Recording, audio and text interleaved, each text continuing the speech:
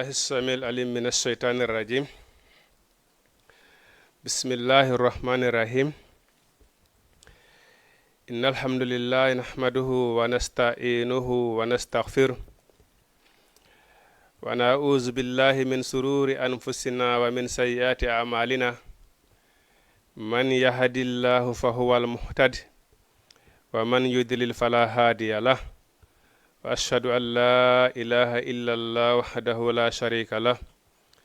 وأشهد أن محمدا عبده ورسوله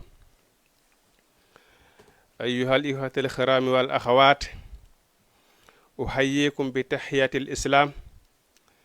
ألا وهي أيضا السلام عليكم ورحمة الله تعالى وبركاته نعم مسيب جلبة ندارة بدو تلفزيون ميدون جما تي في haray en hewtiriɗo kadi kattani Allah subhanahu wa ta'ala haray miɗo seeditana hoore an seeditana on ala reweteɗo nafa rewɗo on lorra mo rewal sina Allah subhanahu wa ta'ala hiɗen seedo oɗo nelaɗo meɗen Muhammadu sallallahu alaihi wa sallam ko Allah subhanahu wa ta'ala woni ko nelirimo diina gonga ka sikki wo ala e muɗum haray hiɗen mawlo Allah subhanahu wa ta'ala e bone fittandu wonkiji meɗen nde tawde hino tawano ko nelaɗo torotono bimbi kala toragol bone fittandu wonki muɗum ɓe toro bone gurdan ɓe toro bone aduna e lakara ko waɗi noon no wirɗe noon neɗɗo on hiɗa wona ko aduna ɗo hara hiɗa yarude ko faalaɗa hiɗa ñamude ko faalaɗa hiɗa walade ko faalaɗa kono wiɗen si tawini ɗum ɗo fof tawi woni honayi ko hoore Allah subhanahu wa ta'ala yiɗi yarli haray on tii koye fitina aduna woni tawi ko fitina tu duniya ko ɗum waɗa sinala on heewayno ko ɓe toro yo Allah subhanahu wa ta'ala danduɓe fitina aduna ay Allah subhanahu wa ta'ala danduɓe fitina aduna yo Allah subhanahu wa ta'ala danduɓe fitina kiiɗo wonki maɓɓe woniri noon inna nafsa la ammaratun bis-su'i kiiɗo wonki koko boni ɗum woni koko yamirta joom makki ko ɗum wari heɗen mawlo Allah subhanahu wa ta'ala e fittandu wonkiji meɗen hiɗen seedito oɗo nelaɗo meɗen Muhammadu sallallahu alaihi wa sallam ko Allah subhanahu wa ta'ala ko nelirimo diina gonga ha ay nelimo e ɗeɗo mofte fop ala arabujo ala ɓalejo ay e mofte ɗen fop woni ko nela e muɗum nam hari hiɗen ƴettuno histoire annabi Isa haray yerwo ko Allah subhanahu wa ta'ala happanenge wagu ton haray ko ɗon woni gaynitade hiɗen andi ko addi ko nene Maryama pattine makko tawde nde wiɗen nde o tegino nene Maryama o wi'uno haray o wi'i e haray Allah subhanahu wa ta'ala ko woni ka reedu an ɗo ɗum ɗo mi waɗani ɗum rinɗanima wiɗen ko nun kanko patinene Maryama ko nun wonno ko faandi ɗon ese ko ɓiɗɗo on ka reedu muɗum ɓawdo inni ko woni ka reedu an ɗo mi ƴetti ɗum Allah subhanahu wa ta'ala mi jonnima mana woni mana woni rinɗan ɗum ma ko nun wonno ko faala ɗon mana ko ɓiɗɗo on woni préparde ka nder reedu ko ɗum wawde inuɗen sonnajo si tawi woni o tegike ko kala ko o faala kon ko ɗum woni ko o jibinta ayi parce que ko ɗum waɗi si wiɗen sonnajo si a woni sowiɗo e haray on tagi no hani renade moƴƴa hino ani handude ko honnum waɗata hino ani handude ko honnum accata ayi ko waɗi ɓiɗɗo on fewde ko o sowa ɗon kanko mana comportement no nene jon comporte yos hamata kon comportement ɗon ɓiɗɗo on ardata e muɗum ayi ko ɗum wiwɗen woodino e sonnaɓe sahabaɓe go ɓe jibini ɓe tawi ɓiɓɓe ɓen ko hunjiɓe alqur'ana ay ɗum hino selli ken ɓiɗɗo on o jibbina o ari tawi himo hunji alqur'ana ay bon ɗum kadi noon no ari exemple ɗo joni aya ɗo ɓiɓɓe go hino jibbine ɗo wallay tawa kala ka ɓe naɓira e gandal ta eno yombani ɓe ha ay ko ɗum waɗi ɗum tawi safi ko haqqille nenne jom woni ko deeƴi ay nene jon kadi do si tawi woni haraka o sowi ɗon tawi kadi ko leeleyo de tawi woni kon comportement ɗon o jogui sa moytaki ɓiɗɗo on kañum kadi ko ɗum addata presque hay si tawi woni o jannama honnunde goɗɗum o toujours on ko sowno kandi reedu nene makko ɗon ittugol ɗum ɗon ton haray yombata ay ko den fanude ɗon e pattinene marama woni ko fandinoɗo mana ɓiɗɗo o ƴettimo o jonni Allah subhanahu wa ta'ala parce que o décide comportement mo comporteto on ɓiɗɗo nde no ara tawi ko ɓiɗɗo rinɗuɗo ay ɓiɗɗo yankinere ɗo Allah subhanahu wa ta'ala on say Allah okkimo nene Maryama e biro annabi Isa o wi Allah e hoore ko mi torima ko fof ko gorko wonno ko mi faala ko mi jibini jiwo Allah subhanahu wa ta'ala in he suddiɗo kadi laataki wana gorko ay Allah subhanahu wa ta'ala wi mi innimo Maryama ay ko ɗum woni Maryama ko fa firti ka arabu Maryama ko neɗɗo ko kurkantoɗo Allah subhanahu wa ta'ala ndawi sa inni Abdullahi en andi Abdullahi ka worɓe ko ɗum woni maccuɗo Allah en foppu ɗon ko en maccuɓe Allah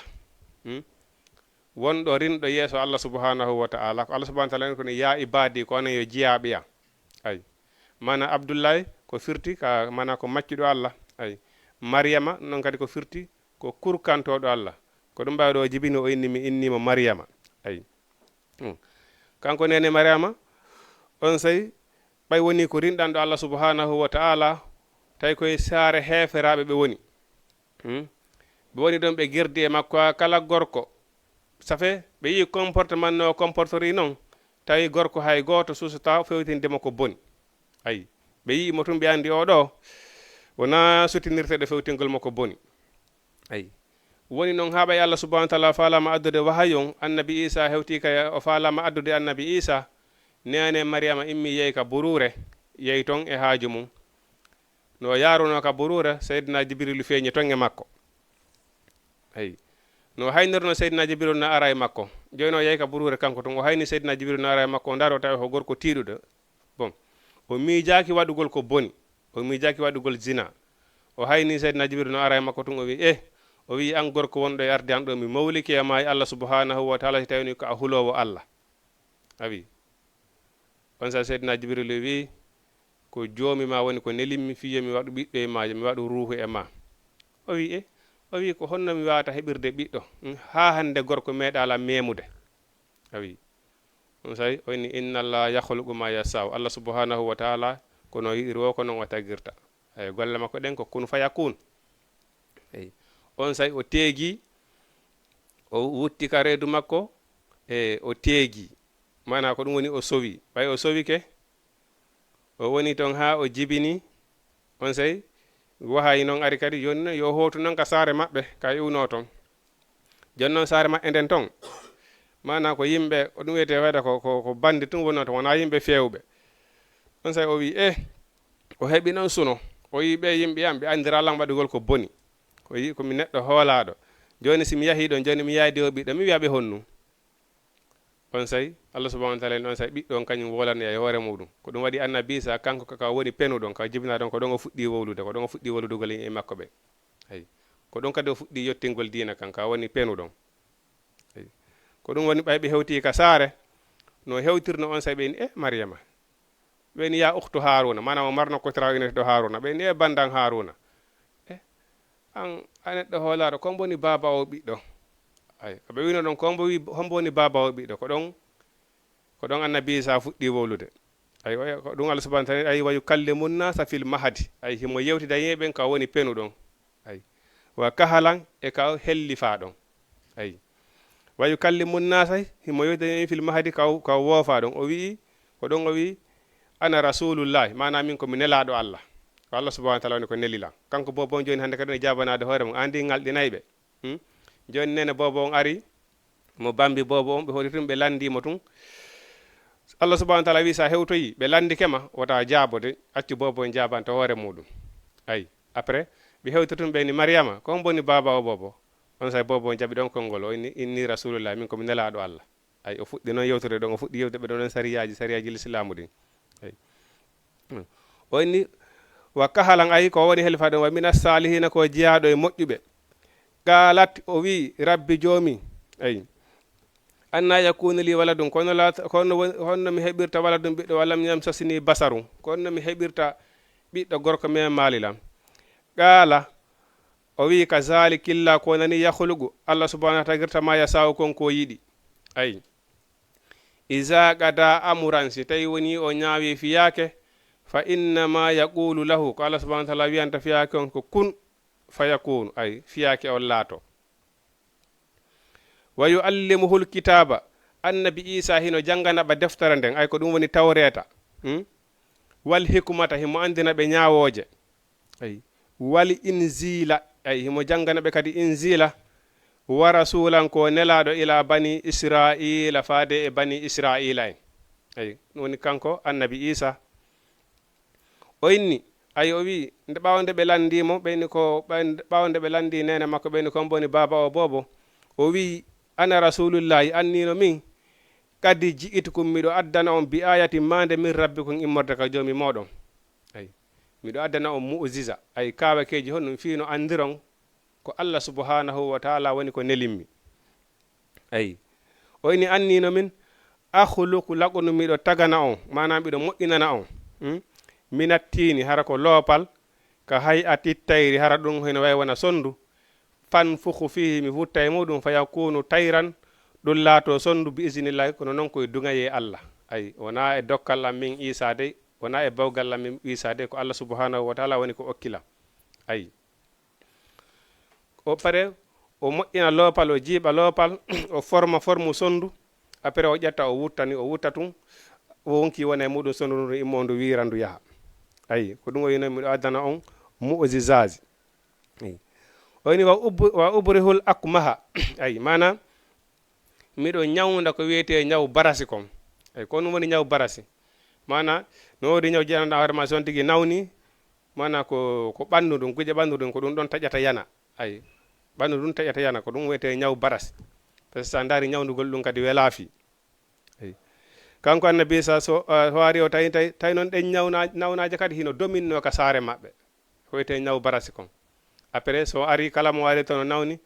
so memi on tigi tun so mocci ko mahata ko memi on tigi ɓandu on tigi ɗum hetto ndu wonta ko ndu wonno kadi ndu laaɓa posse kadi ɓuri ko ndu laaɓuno kon kadi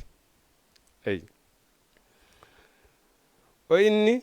wa uhyil mawta miɗo wurnita kadi mayɓe ayi onon kadi o ari o hewti e saare tawi jiyo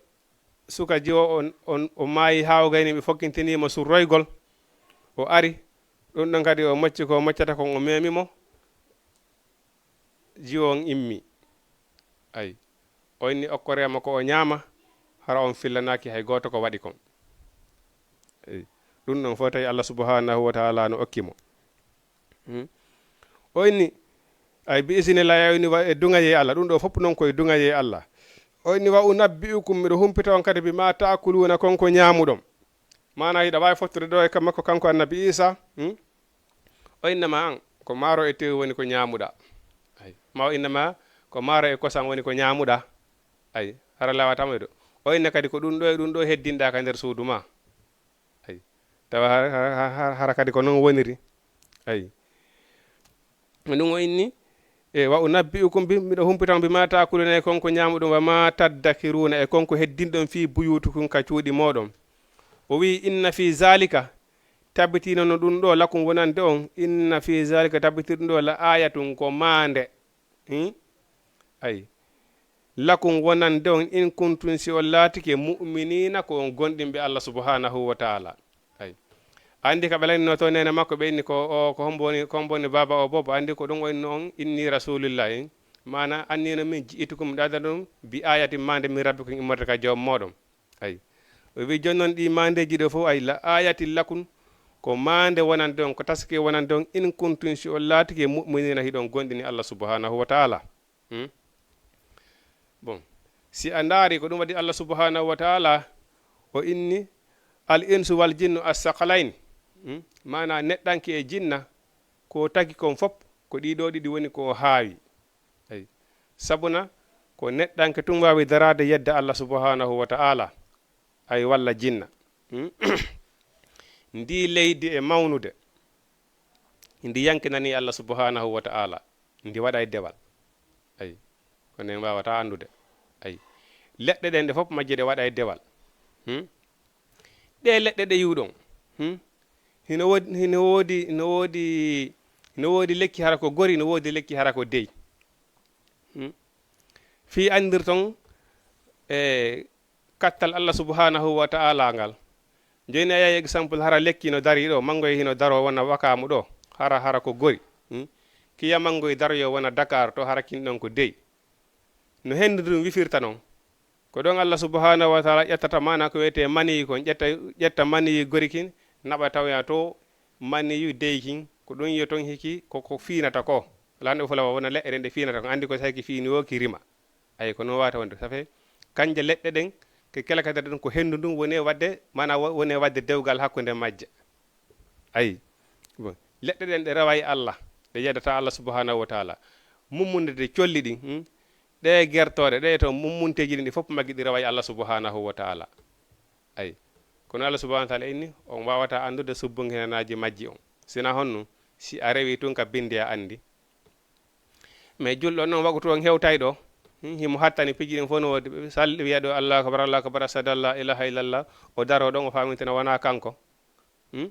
joni noon Allah subhanahu wa ta'ala inni ko honno woni différent hakkude julɗe e kefeero na julde nden Allah subhanahu wa ta'ala wiya man taraka salati fa huwa kafara kala akkiɗo juulugol hara a yeddi ay ko ɗum waɗi Allah subhanahu wa ta'ala hino hawni hay banu adama on ay ko ɗum waɗi ndi leydi ɗo e mawnude ndi yeddata Allah subhanahu wa ta'ala ay ko ɗum si annabi Musa wi ɗo kadi ɗiɗo mu'jizaaji ko mande wonanden kono noon ko si tawi woni o laatiki kon gonɗinɓe o inni wa musaddiqan miɗo gongini kadi lima bayna yadayhi ɗe wonɗe yeeso am minat tawreta jiyaɗe tawreta mana suufi Ibrahima suufi Musa e tawreta jippinanode annabi Musa ko ɗen ɗon woni yeeso makko kanko annabi Isa o wi ɗeɗo fof miɗo gonɗini ɗe miɗo jaɓiɗe ko jiyaɗe dina l'islam ɗon andi annabi Isa kanko e hoore makko o wowluno o wi yaati oyni ɓe landino ɓen so tawi woni ko kanko woni dernier annabajo o wi o woy oyni dernier annabajo hino arya ɓaawo an ineteɗo Muhammadu mi eɓɓata on hayke kolɓulle makko Allah subhanahu wa ta'ala ni kala annabajo heddinoɗo wurugol ɗo ha Muhammadu sallallahu alaihi wa sallam ari o akkitani ko jeeyi kon o jokka nelaɗo Muhammadu sabu nelaɗo Muhammadu sallam kanko ko timmingol ari kanko woni akhirul mursalina kanko woni sakkitaɗo nelede on ay ko kanko tun kadi jonna alqur'ana timmuɗon tawreta inzila suhufi Ibrahima suhufi Musa ɗeɗo fof ko alqur'ana woni ka adda wandi ko Allah subhanahu wa ta'ala ɗon inna anzalnahu fi laylatil qadri wa ma adraka ma woni laylatul qadri khairum min alfi saharin ay tanazzalu malaikatu warruhu mana alqur'ana on Allah subhanahu wa ta'ala ƴettinde ka sengude arsi makko ka woni ton o cippindide ha ka asama o aduna yankejo ɗo ay o acci ɗon alqur'ana on joni noon kala annabajo neletenoɗo ko ɗum ƴetteteno ko yer ko faalira neldirde ɓe kon wona sa dari wona annabi luutu ko wiyete ko luuti yankoyagal kon ko wiyete gooru zigen gorko e debbo e jombidiri ko ɗum woni ko annabi sali ko ɗum ɗon tum wonno ko nelira ay sa dari wona annabi sali ko wona ɗuytugol peese tun hari woni janfotoɓe ɗuytugol peese tun ande Allah subhanahu waylul lil mutaffifina ay lette wodani ɓen ɗuytoɓe peesoɓe ɗuyta ko ɓen ɗum ɗon tum ɓe nelirano annabaɓe hewɓe ɓen a taway ko mofte ɗen fewnori ɗon kon yeddugol Allah kon Allah subhanahu wa ta'ala cippinannaɓe yer ɗum ɗon ko an ɗon annabajo wajiraɓe ɗum ɗon rentinaɓe e muɗum ay nelaɗo noon kanko o ari timmingol ko fop ay nelaɗo kanko o jonna fop ɓayno woni nelaɗo kam ɓoni nelaɗo nelama on sa noon Allah subhanahu wa ta'ala cippini alqur'ana on de fop hande kadi ay ko ɗum waɗi sa jangi alqur'ana a anda fi annabaɓe feƴƴinoɓe ɓen fop ay joni noon bani Israil en kon to woni probléme maɓɓe on tawi ɓe yeddi Allah subhanahu wa ta'ala tikkani ɓe koko ɓe jaɓali nelaɗo Muhammadu sallallahu alaihi wa sallam kon ay joni noon ko on ɗon ari timmingol ko on ɗon ari timmingol si a jaɓi annabaɓe ɓen fop a acci hay goto a ayni oɗo mi jaɓalimo arayno wani Allah subhanahu wa ta'ala tawni a jaɓali annabaɓe ɓen fop ay qur'ana on sa gonɗininde fof mayra hedde ke alifu goto ayni oɗo alifu oɗo mi gonɗinali oɗo jeeyaka e alqur'ana haray a yeddi alqur'ana on fop ayi par ce que ko nde timmude alqur'ana ɗuydata a ɓeydata ayi janggoɓe ɓen e ɗuɗude jama gande e ɗuɗude ha hande goɗɗo windali ɗo o ɗuyti walla o ɓeydi susuɗo ɗum ala. Ayi ko ɗum waɗi oɗo nelaɗo Muhammadu sallallahu alaihi wasallam kala innuɗo jokkatamo haray a perdi.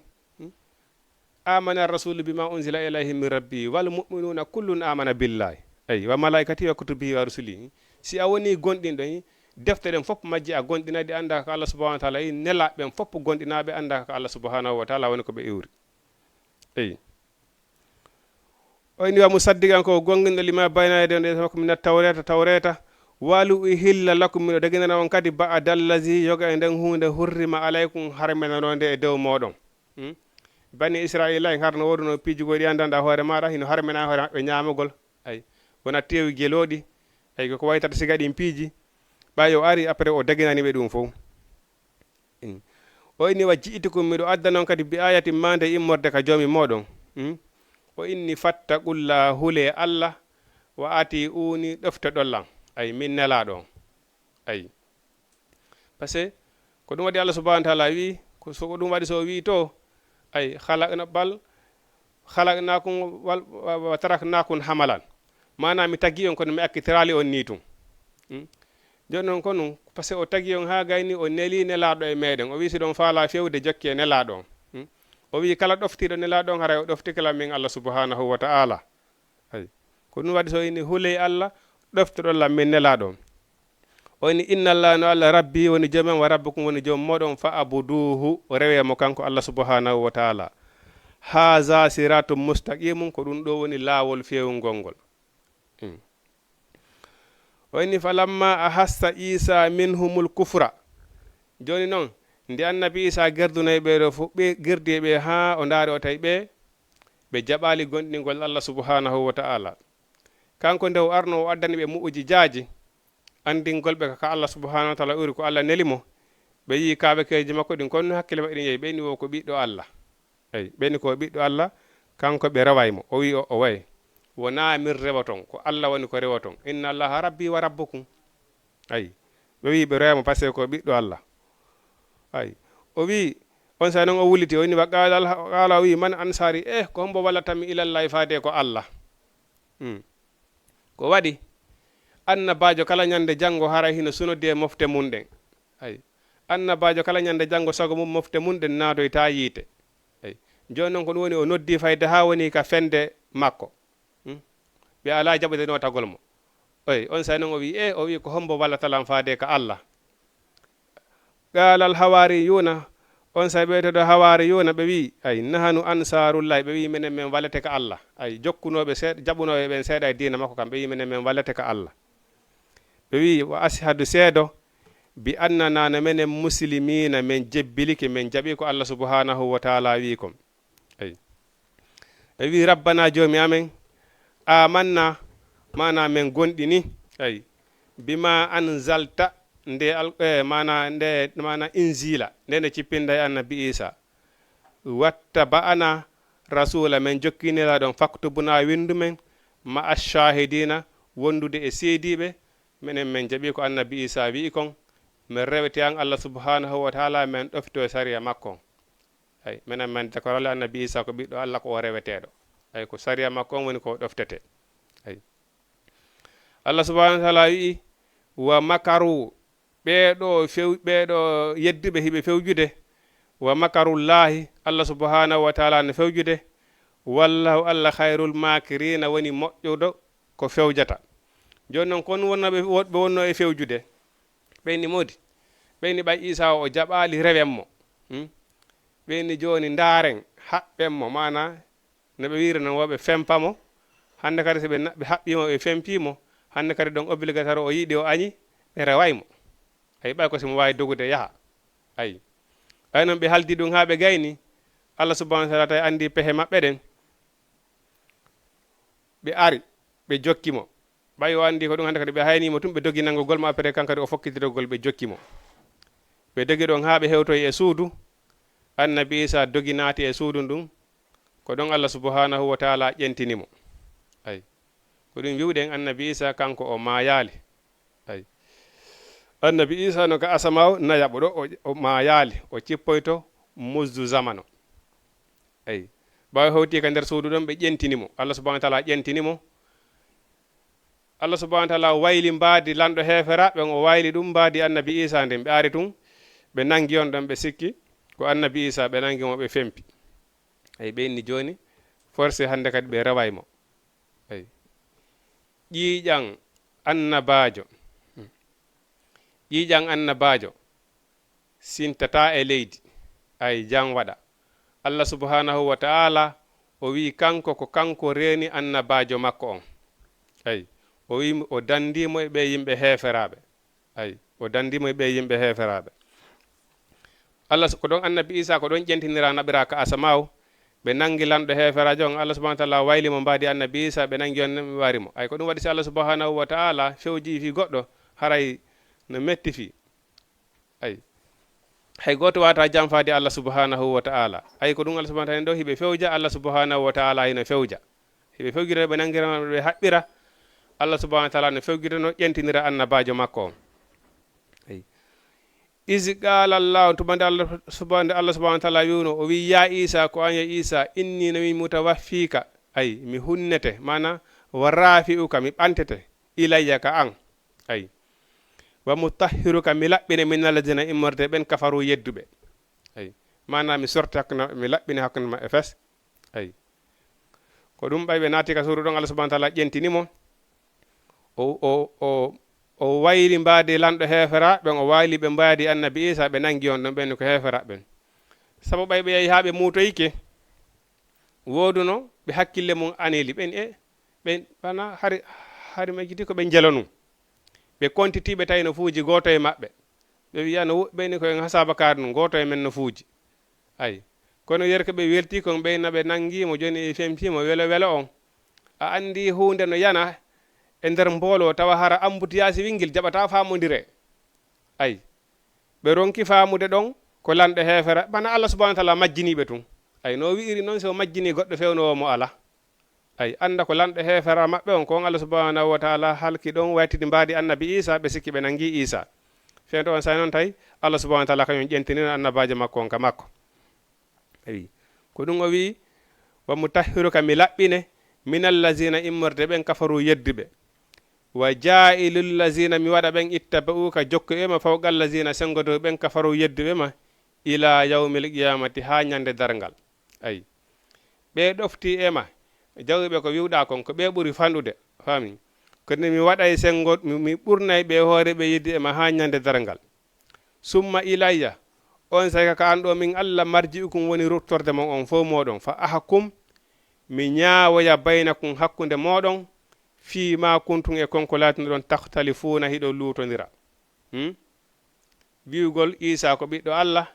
ɓeeɗa wi Isa wona ɓiɗɗo Allah Allah subhanahu wa ta'ala wi ñande hewtuɗon ka an ɗo wonde ñande laaɓay poy sabu Allah subhanahu wa ta'ala wi kanko o mara ɓiɗɗo qul wi huwallahu Allah ahadun ko o goto lam yalid wa lam yulad Allah jibinali o jibinaka wa lam yakul lahu kufuwan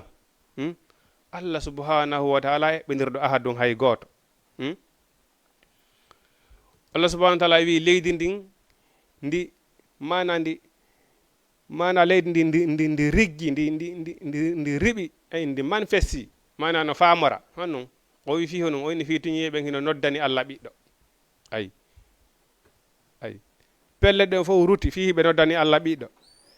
ay goɗɗo noon dara ɗo inna Allah no mari ɓiɗɗo wona uzubillahi ay o wini fa amma allazina amma noon ɓen kafaru yedduɓe faw azibuhum mi lettoyayɓe azabal lette sadidan sattuɗe fi duniya e oɗo aduna wal akhirati e ka lahira wa ma lahum ara alanaɓe minan nasirina walloyoɓe ayi ɓeɗo heferaɓe si Allah subhanahu wa ta'ala nangoyiɓe ñande janggo o lettoyayɓe lette musuɗe hara ɓe ala kadi ballo ayi mana ɓe nangoytake lakara ɓe lettoytake ton ɓe ɓittinoytake ton ha ɓe heɓa intervention abadan yimɓe wonɓe ka yiite ɓen si ɓe lettama ha ɓe wulli ɓe haaci ha malaika ɓen ina habbe men fa bo on si ɓe ari ɓe addoyay kadi lette ɓurdeɗe lette ɓe wonno wullude ɗon fami ɓe dewta kadi e hoore maɓɓe ay si ɓe wulli lette ha ko lette kadi woni ko ɓe faborte ay ko ɗum noon Allah subhanahu wa ta'ala inni wa ma lahum minan nasirina ay ɓe ala walloyoɓe ɓe ala ɓe yurminoyitake ko ɗum waɗi yo Allah subhanahu wa ta'ala bagor en nde ɗo yurmede makko sabuna lette lakara ɗen heno hulɓini aduna ɗo tampere ala ɗo aduna tampere ala ko waɗi si ko ya tampu ha hettoɗa ay walla tampa ha Allah subhanahu wa ta'ala ƴettitama ko ɗiɗi ay nde lannay do tampere nde no nde lannirta o ɗo nde lannay ay lakara to noon si tawi ko lettere won ton ɗum ɗon aray ko abadan par ce que lakara mayde ala ton na wonɓe ka aljanna wona wonɓe ka yiite ton mayde ala ay wa amma allazina wi amma noon soko ɓen amanu gonɗinɓe wa amilu salihati ɓe golli golleji moƴƴi fa yuwaffihim Allah subhanahu wa ta'ala hunnano yeyɓe ujurahum joddiji maɓɓe ɗin wallahu Allah la yuhibbu zalimina Allah subhanahu wa ta'ala yiɗata yimɓe toñoɓɓen onni zalika ɗum ɗo natluhu meɗen janga alayka e dow maɗa minal ayati immorde ayeje wa zikril hakimi e jantore ñawoje ay mana meɗen feŋninama ɗum ɗo muhammadu ay ko ɗum waɗi oɗo alqur'ana si a jangimo a ande ko wiyete ñawoje anda ko wiyete sariya ay ko ɗum Allah subhanahu wa ta'ala feŋninani ɗo muhammadu o ini ɗum ɗo meɗen jangade fiya andu ñawoje ɗen anda kon woni sariya o ini inna masala isa indallahi ka masali adama ay o wi andu misal isa ko Allah subhanahu wa ta'ala hino wawa misal baba meɗen adama ay Allah subhanahu wa ta'ala tagu baba adama ay mana o mara nene o mara baba ay o tagi isa no mari nene kono mara baba ay o indi ay khalaqahu o tagi baba ɗa min turabin e mbulmbuldi mbullari ko ɗum woni ko baba adama woni ko taga qala lahu o wiyani ndi kun faya kun ay on say leydi ndin ndi laati baba adama ay hiɗen andi baba adama Allah subhanahu wa ta'ala ɓe wi o formuno loopal ngal o formi mbadi neɗɗon loopal ngal walino ɗon duuɓi hewɗi on say noon si wonkikin aroya soora ay ndew innuno innino min ndew moɓidirno malaika ɓen fof o inni innino min jaa'iɗon fil ardi khalifa o noddi malaika ɓen fof o wi miɗo faala tagude ko asama o toon lontodirayɓe ay kono woni lontodirayɓe mana ɗe mofte ɗo ara ɓen ɗon ɓe feƴƴa ɗe mofte ɗo ara ɓen ɗon feƴƴa ɓeɗo mofte ara ɓen ɗon feƴƴa ay ɓay hiɗen andi annabaɓen ko ɓe wulure e temeɗɗe e fawɗum seeɗa ay ɓeɗo fof mi nelama e moftaji ha hewti enne moftanaɗo meɗen Muhammadu sallallahu alayhi wa sallam andi leydi ni ko lontiraɓe ko ɓeɗo yaha ɓeɗo ara ɓeɗo yaha ɓeɗo ara ay on say malaika en fof ɓe giddi ɓeni e Allah subhanahu wa ta'ala a tagay ka leydi ton ay manesku dima a ɓen rufidira ɓen waridira ton ɓen tufidira waɗa dégaje ka leydi ton ɓe yaha ton ɓe yedde wiyaɓe ɓe waɗu ɗum ɗo ɓe salo wiya juuleɓe salo wiya hooreɓe salo ɓe yedde menen noon meɗen meɗen ɗo ka asamaoji ɗo meɗen bindema meɗen ɗoftanima min yeddatama haɗi accamen ɗo menen malakaɓe menen ɗo min yoni komi waɗanama dewal par ce que min yeddatama ay ɓay ndaare ɓe malaikaɓe ɗuɗude malaikaɓe fof komo ɓuuri mawnude ko seydina jibril bon hino tawa ko hikki e muɗum azrailu itto wonkiji on hino tawa e muɗum israfilu o saƴinowo ndiyan ay si ndendan ɗum ko ɗo kala faala ko ɗata ko hombo jogui doole ɓuuri ɓeeɗo mais ɓeeɗo ɓe sustata yeddugol Allah subhanahu wa ta'ala ay ɓe hattana si Allah subhanahu wa ta'ala wi hunde kaari ɓe liƴotako an haɗa hoorema an banu adama mo yiite ngen yonna ko sunna hay seconde hum gotum Allah subhanahu wa ta'ala wiya hunde kaari on tiga wiya no ay ko ɗum waɗi so inni mana jinna e banu adama ko yora ko e ko tedda ko e ay hino hawni ha ay ɓurɓe ma jogade doole ɓurɓe jogade ma martaba ko ɗum woni malaika jonnaɓe pouvoir ɗe jeena sappo ɓeɗo wawala daragol yedde Allah subhanahu wa ta'ala am banu adam andan adama ɓalum ma ko yitega yona ko sunna hay seconde goto daroɗa wiya an ko Allah subhanahu wa ta'ala wi kon jamais an no wodi ko mapimma ayi ko ɗum waɗi so ɗum onni ayi ka masali adama o tagiri o annabi misal annabi san wa misal annabi adama ay khalaqa o tagimo min turabin immorde murad summa yaqul lahu kun fayakun ay mana ɓeɗo malakaɓe ɓe incesti ɓay Allah subhanahu wa ta'ala inni adda e banu adama on ka leydi ɗo ay o ɓe wi ta waɗu ɗum fes parce que ɓen si ɓe yehi toon ko yeddugal ma waɗa ko Allah subhanahu wa ta'ala yiɗa yarlaki ɓe tufidira ɓe warindira ƴiƴe o ta waɗu ɗum Allah subhanahu wa ta'ala wi hey miɗo andi ko on anda ay wooday waɗoyɓe ɗum kono wooday kadi rewoyɓe lam waɗoyɓe komi faala kon ay ko ɗum waɗi woni gorko woni suddiɗo kala rewɗo ɗo Allah subhanahu wa ta'ala waɗi ko Allah subhanahu wa ta'ala yiɗi yarli kon ha o tawayi Allah subhanahu wa ta'ala Allah subhanahu wa ta'ala neminayi on tigi waɗanayi on tigi martaba ko tatata ɓe malayka ɓe wonnoɓe binde makko toon ɓe heɓali Allah subhanahu wa ta'ala mana si goɗɗo ari ka hoore leydi ɗo ɓe malaykaɓe ɓe yiyoton ɓattiɓe Allah subhanahu wa ta'ala tawi woni a rewi Allah a waɗi ko Allah subhanahu wa ta'ala yiɗi yarli kon Allah subhanahu wa ta'ala nde ñande waɗanoyte martaba joɗo waɗanoyte teddugal ko waɗanali ɓen ɗon ko waɗanali ɓe malaykaɓe ɗon malaykaɓe ɓe landoɓe na Allah subhanahu wa ta'ala ko honum waɗana ɓeɗo teddugal martaba ka waɗanali men menen ɗo menen ilandema men tagameɗen bindema ɗo men yeddalima o wiya ko sabu ko o yahuno aduna o tampito kon o ɗofti o rewilan o jaɓanilan e hoore ha nde o anda komin woni Allah subhanahu wa ta'ala ko sabu gonɗi gollan tun ko sabu ɗum ayi mana siko suddiɗo ɓe inni ko honnum laba ha ɓuri hurul ayni ayi ɓeyni siko suddiɗo nde ñande Allah subhanahu wa ta'ala balahimo nata kaali janna Allah subhanahu wa ta'ala labintinaymo ɓurna mo hurul ayniɓe wonɓe kaali janna ɓen rewɓe hurul ayni ɓe wonɓe kaali janna ɓe manifesto ɓeyna Allah subhanahu wa ta'ala ɓe rewɓe iwɓe ko aduna ɗo ko honnum labintinanɗa ɓe ɓurɗamen menen o inna ko sabu ko ɓe yawno aduna kon ɓe ɗofti modibo e maɓɓe ɓen ɓe waɗali zina ɓe ɗofti dina kan ko sabu ɗum ɗon woni ko ndin jodde ɗon woni komi yoɓiri ɓe ɗum ɗo ayi par ce que ɗum ɗon kadi andi malayka ɓen to ɓe insustono ɓeyni wota Allah subhanahu wa ta'ala tagu yimɓe ko arla ka leydi ɗo yeddamo awi o wi mi waɗay par ce que miɗo andi ɓe wodoyay jaɓoyɓe tawi malayka ɓen ɓe hoolaki ɗum ɗon ayi ko sabu noon ɓe arɓe ɗo jaɓi on konngol daaluye Allah subhanahu wa ta'ala ɗon ɗum hino tawa ko weltonoyte Allah subhanahu wa ta'ala par ce que o dareto enna on yi noon komi wiino on kon woodani yawɓe toon jaɓi komi wi kon ayi ɓen ɗon ko Allah subhanahu wa ta'ala weltaniɓe kon o waɗonoyaɓe martaba ko waɗonoyaali ɓe malaykaɓe ɓattinoɓe mo si malaykaɓe lande ko o wiya ko sabu koɓe yawno aduna ɓe tampanilan kon ɓe jaɓi komi wi kon ɓe ɗofti kon ko sabu ɗum simi waɗani ɓe ɗum ɗo ko ɗum waɗi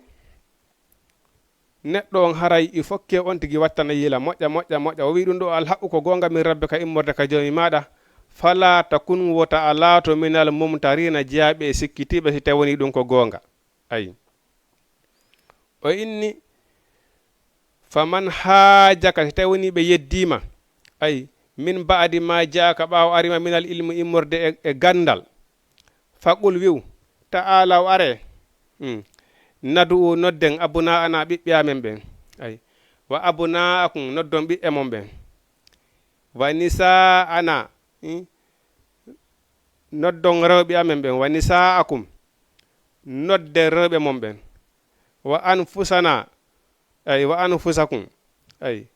mana en fopp meɗen noddon ɓengure men nden en fof summa nabuta hil on say wonden wonden en fopp ko Allah subhanahu wa ta'ala reweten ay wiyen kala firtuɗo fali naji al ay la'anatullahi kudde Allah ni wonu alal kasibina dow fenoɓe ay mana si ɓe yeddima ɓe wi ko adduraɗo ko wona gonga yo awa are noddo ɓiɓɓe mon ɓen e ɓiɓɓe amen ɓen noddo rewɓe mon ɓen e rewɓe amen ɓen aron men ara on say wonden haray yo kuddi Allah ndin wonu e hoore fennuɓe Allah subhanahu wa ta'ala ɓe ayi ɓe arata par ce que ɓe andi wona e hoore gonga maɓɓe ɓe woni o inni inna hasano ɗum ɗo lahuwal qasasul haqqi ko ɗum ɗo woni qissa gonga on ay alhaqqu gongajo on wa ma min ilahin ala e reweteɗo illa llahu ko na allah ay wa inna allaha na allah lahuwal azizu kanko woni tedduɗo alhakimu ñeeñiɗo e golle muɗum fa in tawallaw si tawi woni ɓe hucciti fa inna allaha no allah alimu himo andi bil mufsidina bonnoɓe ay allah no woodi ɗo bus ini tawi ko jule ɓen sa noddiɓe ɗo yayni are mayga conférence dina watta ton ɓe yaata ay hara honum hata ɓe yaa angal considéré gol rek ay hara ɓe yaata ko ɗum oɗo wiwno ɗo woni so tawi woni ɓe yeddima ɓe indi qur'ana wona gonga haray noddiɓe e maɓe noddaɓe e maɓɓe ɓen a faami noddon famille on non famille on fof faami haray si tawi woni ɗum ɗo gonga wondon haray yo kuddi allah wonu e dow fennuɓe ɓen a wi allah subahanahu wa taala inni noon si ɓe hucciti noon ɓe salike arde haray allah subhanahu wa ta'ala hino andi yimɓe bonnoɓe o wi qul wi'u ya ahlal kitabi ko noon yo yimɓe defte ay ta'alaw are ila kalimatin faade e konngol sawa an hingol fota baynana hakkunde moɗon wa baynakum e hakkunde meɗen allah na abuda ɗo nder rewata illallah ko na allah ɗo jule ɓen fof ene fota e ngol konngol ɗo en fof man hiɗen hawtingol konngol ɗo hono la ilaha illallahu ngol ɗo konngol jeeyi ɓen fof eno hawtingol hiɗen fota tere e maggol en fof meɗen hiɗen dowa resatude ngol ɗo konngol gollitirangol ay par ce que nelaɗo maaki en fof meɗen kala faalaɗo o naata e aljanna sino aden saliɗo ay noggoɓe wi kala wiɗo la ilaha illallahu o naata e aljanna kono mana honnum ko tawi woni hiɗa respecté ko la ilaha illallah on wi'i kon ko la ilaha illallah ala reteɗo ko wona allah ɗoftoɗa sariya mo allah subhanahu wa taala wi on ko ɗum woni ɗoftagol goɗɗo ko waɗugol ko wi kon joni si tawi woni mawɗo ma walla nena ma bamma noddima ha oyni moodi oyni waɗanan ɗum ɗo ɗo immata hara waɗanilan ɗum ɗo nani bon o hokkiti toon a acci ɗum ɗon a nangi lawol ma jokki hajuji ma est ce que haray a respecti haray a respectali ɗoftugo wigo mana la ilaha illallah on nafima o hara hiɗa jaɓi ko la ilaha illallah on wi'i kon ayi ina ɗum haray nafalima ko ɗum o wi allah na abuda ɗo nder rewata illallah ko nala wala nusrika bihi hara en sirkanali allah say an hay e hunde wala yattakhisa hara jogitaki ba'aduna yoga e meɗen ba'adan yoga arbaba reweteɓe min dunillahi ko wona allah fa in tawallaw o wi si tawni noon on hucciti fa qulu hara wi ishadu seede bi annana no menen muslimuna ko men jebbiliɓe ayi a andi ɗen andi nelaɗo muhammadu sallallahu alaihi wasallam hino tawa ko yaltinnomo makka hino woduno e hooreɓe kohoɓe ton kiikala hooreɓe kohoɓe sirkaynoɓe rewaynoɓe sanamu ayi ɓay nelaɗo ari o wi moodi o wi ɗum ɗo fof ko bidiyani ko sirku terte ɗum ko allah goto petti woni ko rewete ɓe wi e muhammadu awa min anda ko ɗum nanguma mi rewi sanamu wulure e temeɗɗe mi rewi ɗum duuɓi guluji ha hande ɗum gaynanali jen hajuji amen ɗin ko allah goto petti ɓe wawi rewde o gaynana men hajuji amen ɗin e a min anda ko nanguma sanamu guluji e temeɗɗe mi rewi ɓe gaynana ko ɗum allah goto no wawi men gaynande goɗɗum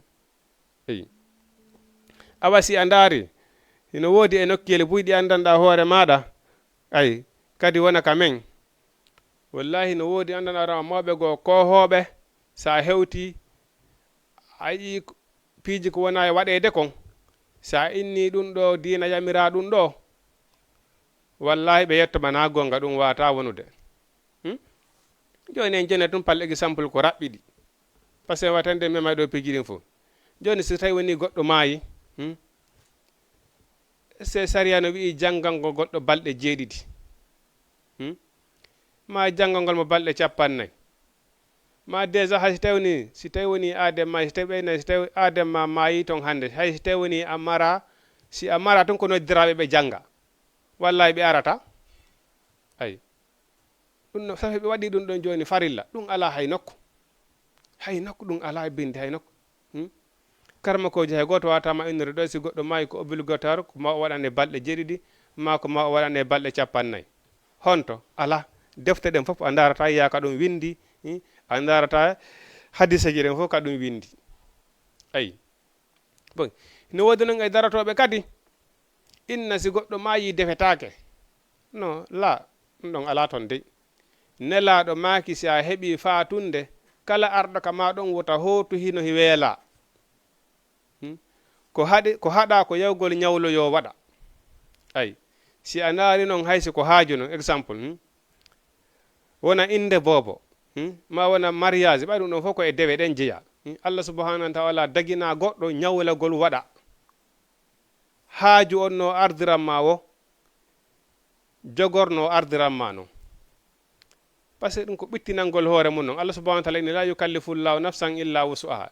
allah subhanahu wa taala fawali wonki ko ki hunnanta a faami ko honno an wawata fawde goɗɗo ko hunnata wallahi hande woɓɓe si nangiɗo haaju ne ɗo e haaji maɓɓe on gaso a tawa ñamale ko ɓe rondi kon wallahi ɓe waloyto bimbi haaju kono ɓe ɗanotako hara goto fawaɓe ɗum sinayi ɓe ayano haaju kaari on ka ninirate ninete enen pullo fo tawi ɗelle sa inni a moroto ɗi gorema mori on fotata sukundu a sattay mo kala ko embera mum on yaata ayi si a heeɓi fatunde ka ma ndaaru feere ko marɗa o yaltina defa arɓe ka ma ɓen ɗum ɓe ñama ɓe hoota hino dagi a faami koni noon innugol balɗe jeɗɗi balɗe 50 ɗum ɗon ala e binde hay nokku eyi e goɗɗigoy e goɗɗigoy e goɗɗigoy e goɗɗigoy sifetake ayi joni noon ko siga ɓeeɗo nelaɗo gerduno e makka yawno tawi hino waɗa piiji goo on say o wi acce ɗum ɗo waɗetake ko allah goto nirgate ɓe wi e mouhammadou an nelaɗo rewi allah mi rewi sanamo duuɓi nanggan ɗin ɗon ɗi gaynali ma ngay hunde ko allah ko allah ma goto peti no wawi men gaynande goɗɗum allah ma goto ene wawi men gaynande goɗɗum ɓeyni a men anda ko honno nangoma men anda so tawi woni a feetali allah subahana wa taala inni fa in tawalla so ɓe hucciti ay fa inna allah no allah ay alimum himo andi bil mufsidina bonnoɓe o wi fa in tawalla so ɓe hucciti fa qulu wihe ishhadu seede bi annana no menen muslimina ko men jebbiliɓe o wi ya ahlal kitabi ko onon yo yimɓe defte limatu haajuna ko fi honnum yeddodiran ton fi ibrahima fi annabi ibrahima ay wa ma unzilati tawreta on cippinaka wal inzila on illa min ba'di sina ɓaawo makko afala taqiluna ene onon on haqqilta ha antum ha ulay e onon e ɓeɗo ha zajitum hiɗon yeddodira fi ma lakum bihi ilmum ko aldana on e gandal fes ayi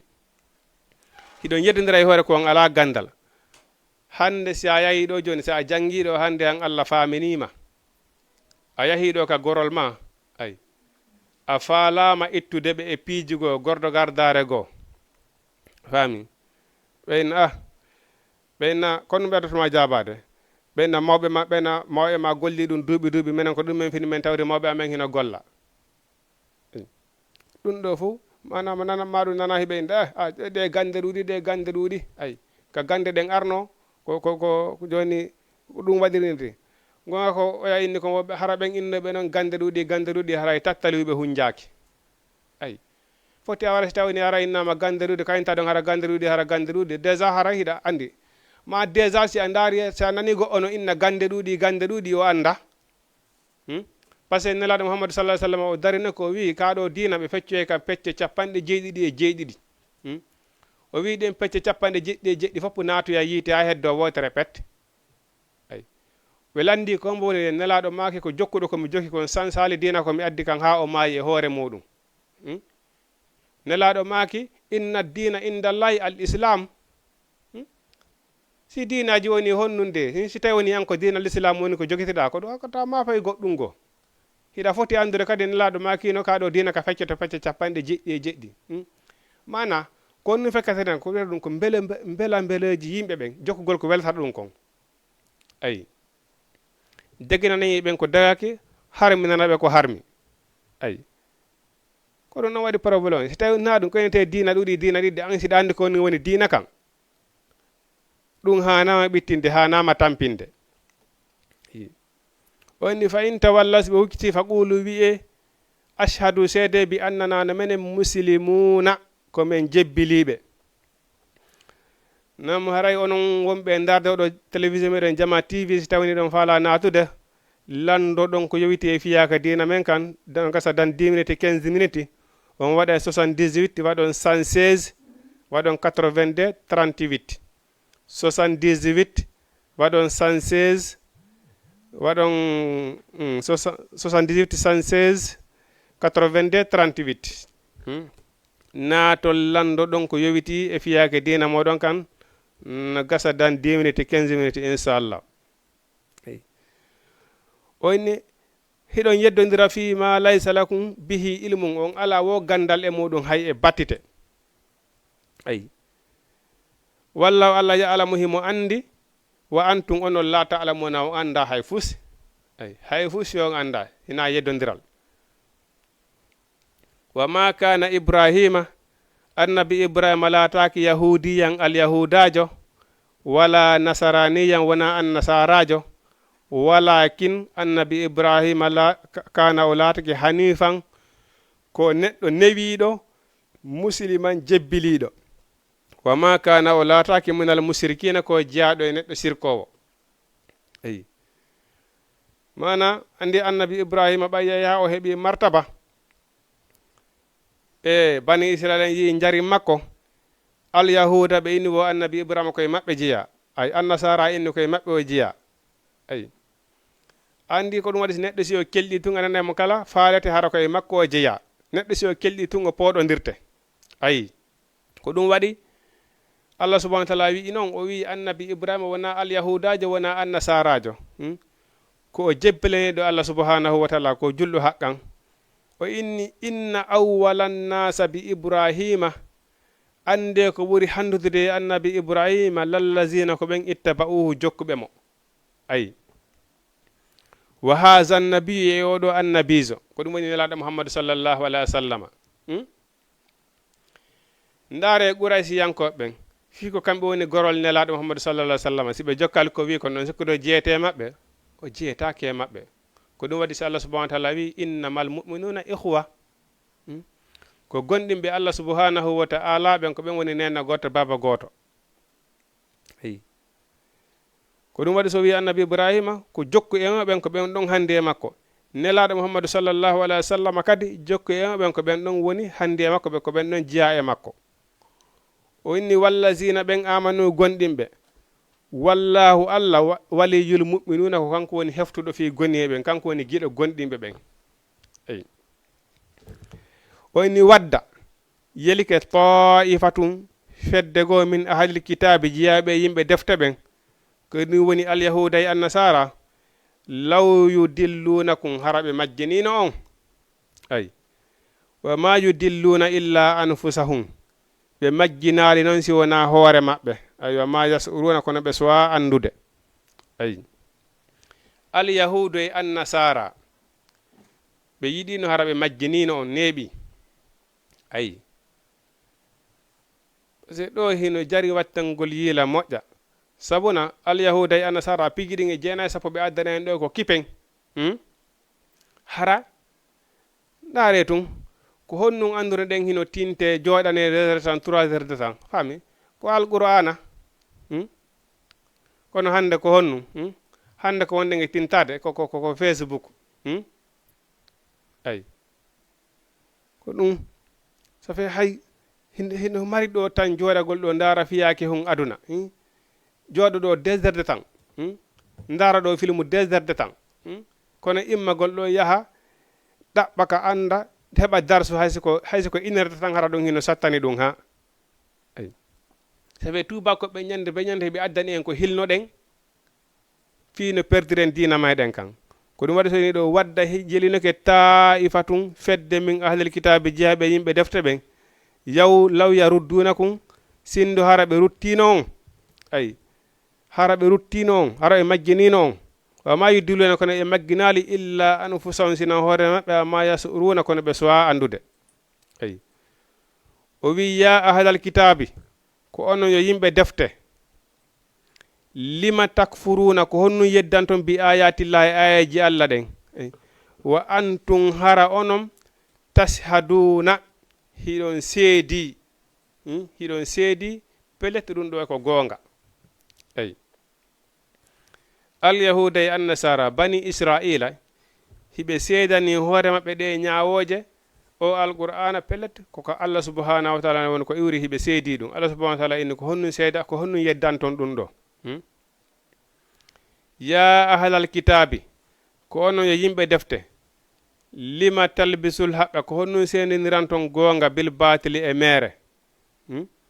lima talbisul haqqa bil batili ko fi honnu jillindiranton goonga e mere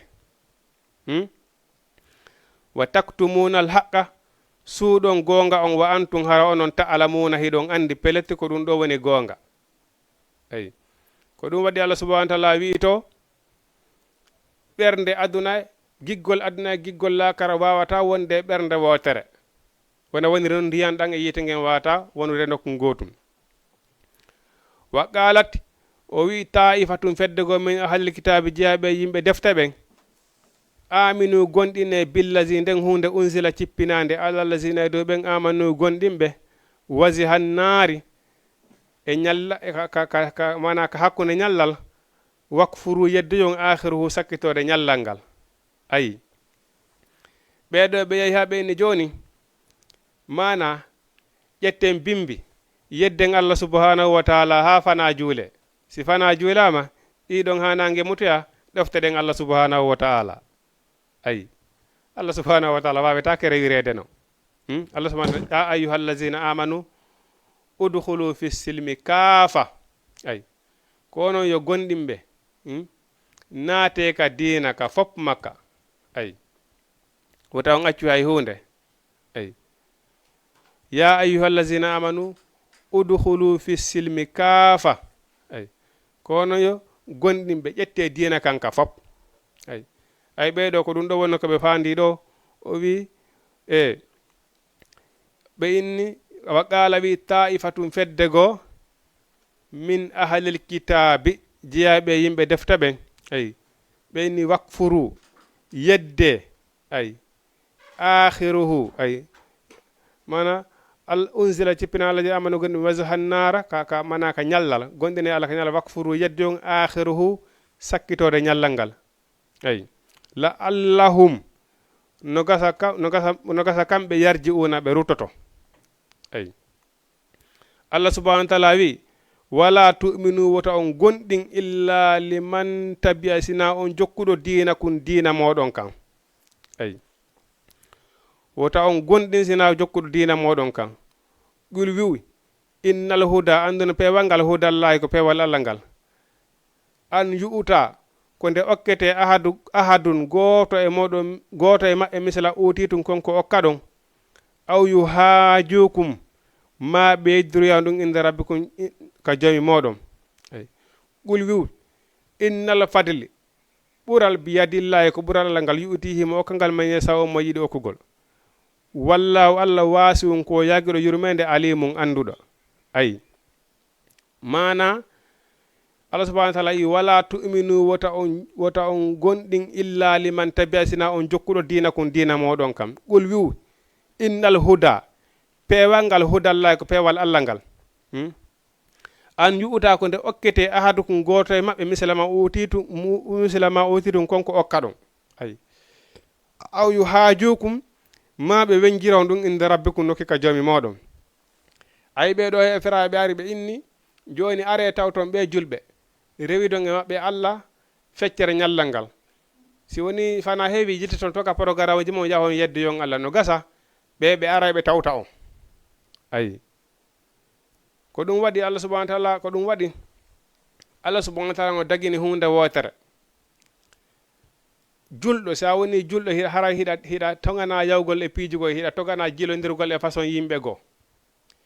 kono si a ndaari a tawi hay tewni haraka ka baaru beere si a tañƴinike si a yahi a naatoy ton a heɓoyay ton haysi ko neɗɗo gooto petti mo hettuɗa artirɗamo ka diina dagantoma naatoygol ton fii no hettira on ɗon an anni e ma ko fii no hettira on ɗon ayi par ce que Allah subahana taala wi ko nde neɗɗo gooto fetti fewirta sabu ma ɓuri moƴƴude e di aduna e ko woni aduna kon fop ayi ɓeeɗo ko ɗum wonno ko ɓe faalano ko wargol tawta juuɓe feccere ñallal ngal si woni kikiɗon ɓe yaha assalamu aleykum allo assalamu aleykum waaleykum salam ko noon homɓe maamo jantum ko noon homɓe ɗo nodda hon to ko Modou Mamadou na Mamadou Wuri Mamadou Wuri nala toon ɗo nodda on to ñaartali bisimilla vraiment noon ko weltanogol rek ko no waajare kon on jarama on weltanama noon kadi mon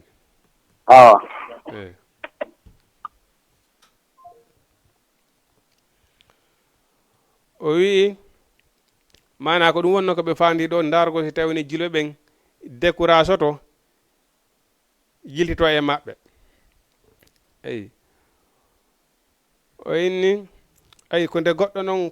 mana ko nde goɗɗo neɗɗo goto fewirta sabu maɗa ɓurma moƴƴande ko woni aduna e ko woni aduna on kon fop o inni wallahu Allah waasi um ko yaagiɗo yurmede yahtasu himo hertinana bi rahmati yurmede man ko nde manne saw on mo yiɗi hertinande wallahu Allah waasi um ko yaagiɗo yurmede alimum anduɗo kala hunde yahtasu himo hertinana bi rahmati yurmede makko nde manne saw on mo yiɗi wallahu Allah zul fadli azimi ko jon yurmede mawde ay assalamu aleykum ande ɓe yeyi nam oni wa min ahalil kitabi no jiya e yimɓe defte ɓen alyahuda e annasara man inta amanhu on mo hoolotoɗa halfina bi dinari mbuuɗu goto pet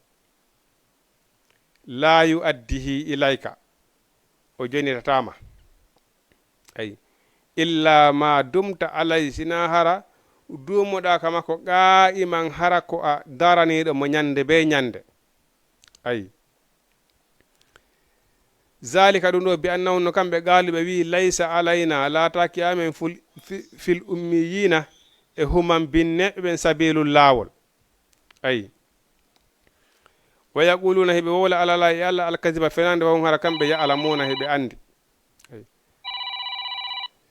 assalamu aleykum allo assalamu aleykum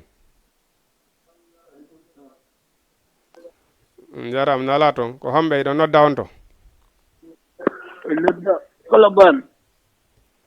inne nden inde nden mi ñawlike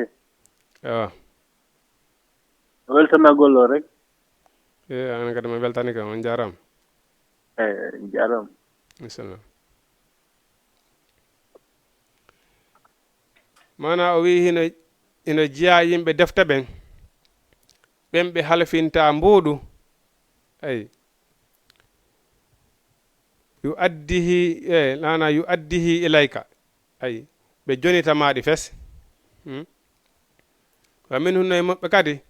man inta amannu ay o malfita bi dinari mbuuɗu la yu addihi ilayka hara o jonitama illa ma dumta alay assalamu aleykum hino woodi kadi mo halfinta mbuuɗu hara o jonitama mbuuɗu on fes sina jooɗoɗa dumoɗa e makko ko bimbi e kiikiiɗe hara hiɗa daranimo si o wawama jonotude ayi enen kadi noon hino woodi e ɗum ɗon kadi hino woodi e meɗen enen jure ɓen wallahi no woodi ɓe halfinta ɗo mbuuɗu sappo si a sokolindu ñande be ñande a daranta ɓe fi ya hettu ayi mo ñawlo mo halfinta ɗo yaha tun mi arani kalifu o ƴetta o jonnama he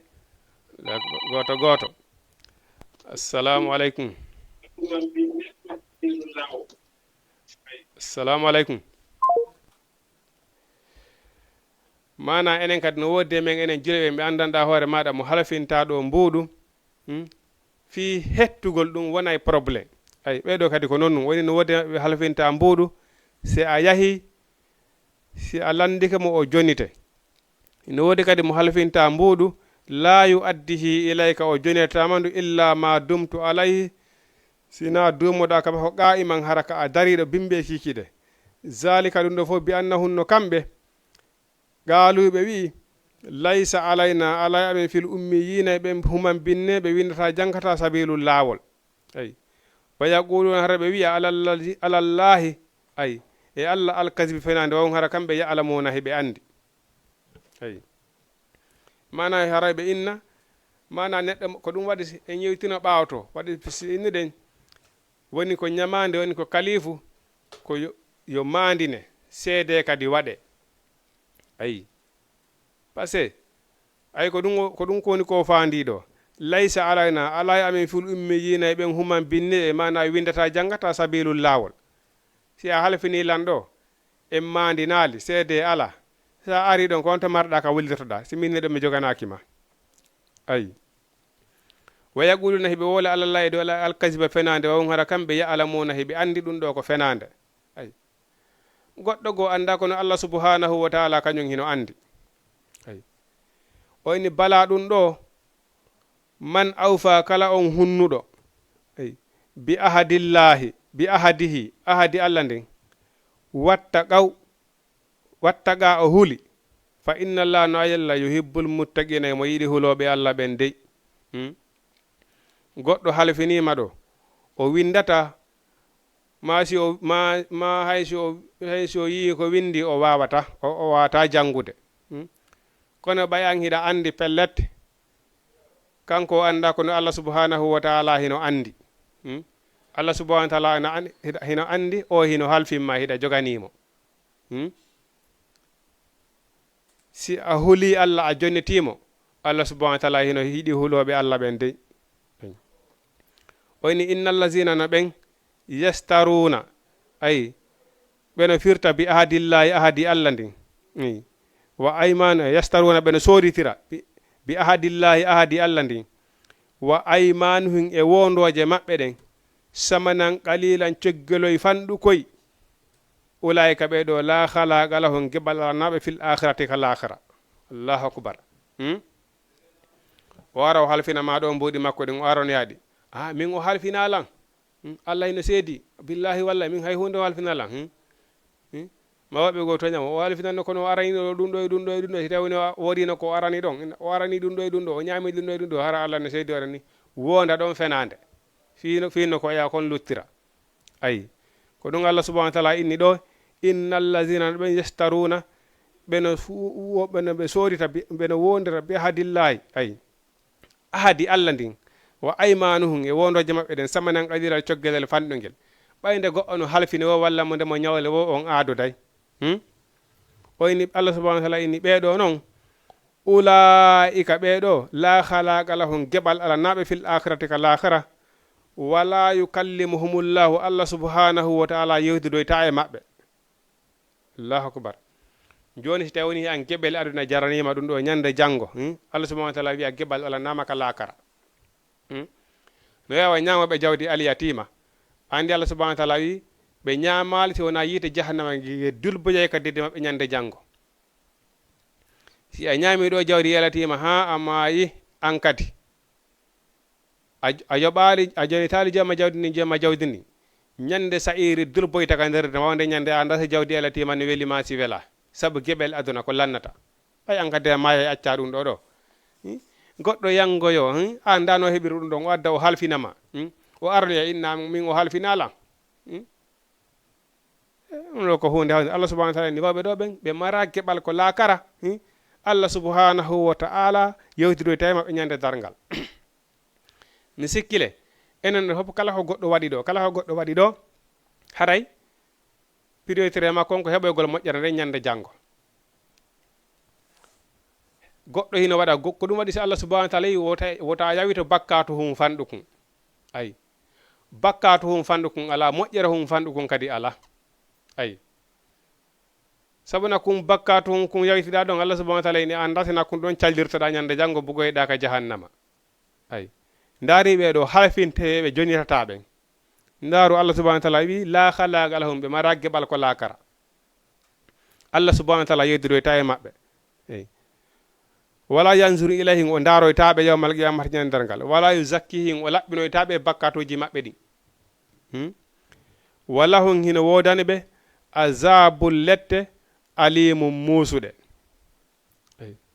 aray ɗum ɗo hino hawni masalla ara ando giɗen wawi darade ɗo haraɗen toro Allah subhanahu wa ta'ala yo Allah subhanahu wa ta'ala firta en arti kaɓɓana en kata yo Allah subhanahu wa ta'ala dandu en gañ saabu gaño danda en boni iblisa torki Allah en fettiki annabijo ɓe kanko ji kala sattiraɗo yo Allah subhanahu wa ta'ala hoynan on tigi kala sokaɗo mara yo Allah subhanahu wa ta'ala yaltin on tigi accanamo saabu ko naɓatamo kaso en torki Allah en fettiki annabijo yi emen yaltuɓe sattiraɓe kaydiji yo Allah subhanahu wa ta'ala newnanɓe ɓe heɓa kaydiji e hoore jaam kala sattiraɗo fi jiido yo Allah subhanahu wa ta'ala okkor on tigi ربنا آتنا في الدنيا حسنة وفي الآخرة حسنة وقنا عذاب النار ربنا ولا تحملنا ما لا طاقة لنا به واعف عنا واغفر لنا وارحمنا أنت مولانا فانصرنا على القوم الكافرين إن الله ملائكته يصلون على النبي يا أيها الذين آمنوا صلوا عليه وسلموا تسليما اللهم صل على محمد وعلى آل محمد كما صليت على إبراهيم وعلى آل إبراهيم وعلى أزواجه وذريته إنك حميد مجيد لا إله إلا أنت سبحانك إني كنت من الظالمين أقول قولي هذا أستغفر الله لي ولكم السلام عليكم ورحمة الله تعالى وبركاته